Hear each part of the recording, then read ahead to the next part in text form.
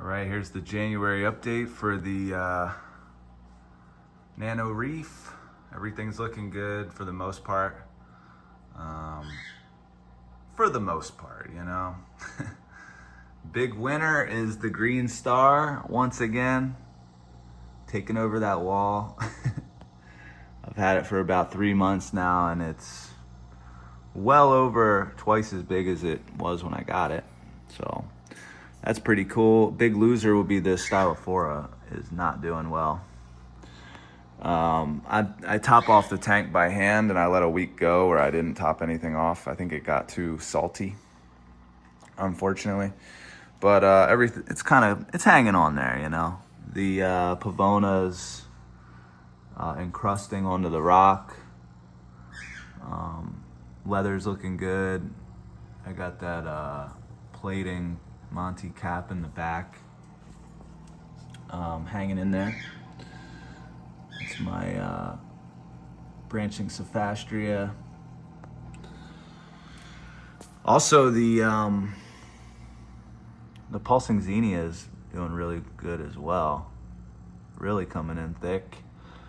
Almost taking over that whole little rock that it's on. All my zoanthids are great. This green one put out a few finally. Rasta is still holding on for dear life. And yeah, everything's looking good. So, oh, my mushrooms are both look like they're dividing. So that's cool. The Super Saiyan mushrooms. It looks like it's actually going into 3. 1, 2, 3. So they must really like it in that spot there. Setosa's slowly growing. It's gotten a little bigger. Worldwide Corals give me a fingernail clipping of their Setosa. Nah, but they got some great stuff over there. I got this one from Worldwide Corals too. That's also like going crazy, so that's good. Mostly haven't been working on this tank that much because I'm working on the new Peninsula I got, and it's been a lot of work. But I just put the rock in today. You know, especially around the holidays, you don't really you let a couple days go, work on it maybe a little. Glue and rock is kind of a pain because you glue a couple pieces and then you kind of have to let it sit for the night. You come back later and glue it, and then you don't like a piece that you glued, but I think this is pretty much what I'm gonna go with. It's got a bunch of little crevices and holes for the fish to hide. I really like the look of, you know, having the reef kind of up off the sand. That kind of mimics a natural reef where the fish kind of go underneath the rock and they feel safe under there from predators on top.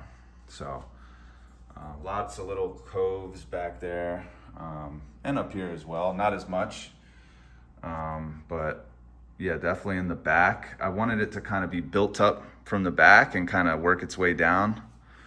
That way from the front, that's too bright, but there'll be kind of a gradual buildup.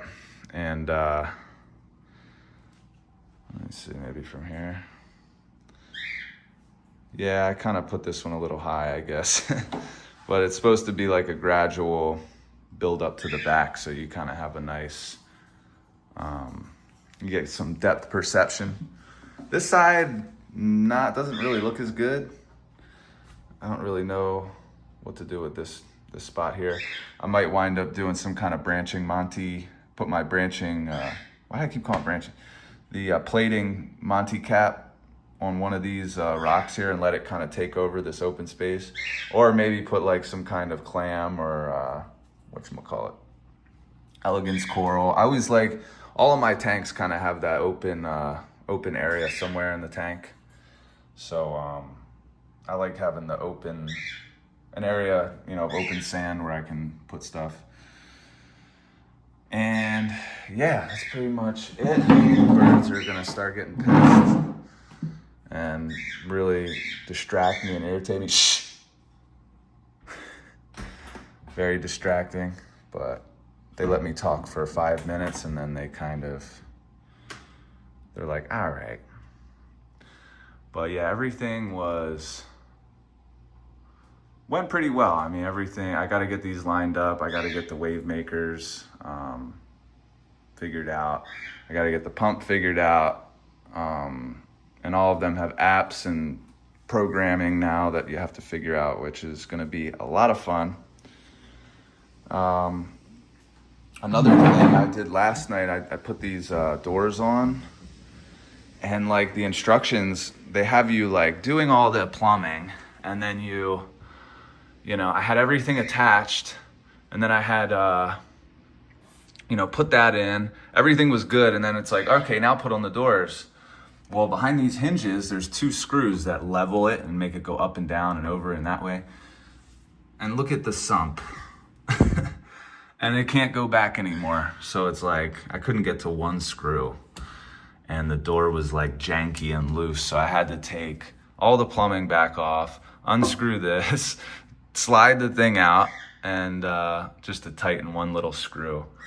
And that pretty much sums up this project, because it was kind of challenging. I'm not really a do-it-yourself kind of guy, but I did do a lot of it myself.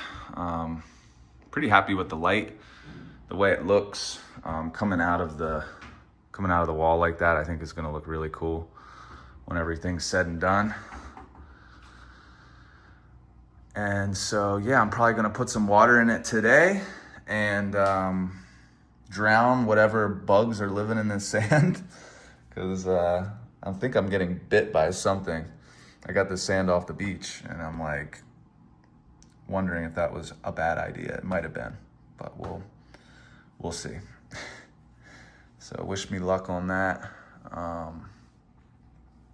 And yeah, I'm gonna put some water in today, hopefully, and put some bacteria in. Like I say, I'm gonna probably take the rocks out of this, maybe 1 or 2 rocks out of the nano, and try to seed the rocks a little bit with microfauna and good bacteria and copepods and everything else. I don't really have anything bad in that tank. So it'll be good rock to use. Hopefully I can get it cycled within the next week or 2, and then I might put a couple fish in here. I'm thinking maybe the clowns, and I might get a couple extra pajama cardinals, put that one in there too, and start a little, get the cycle pushing and go from there, man. So yeah, it looks super good. I'm pretty happy with it. But that is the January update, and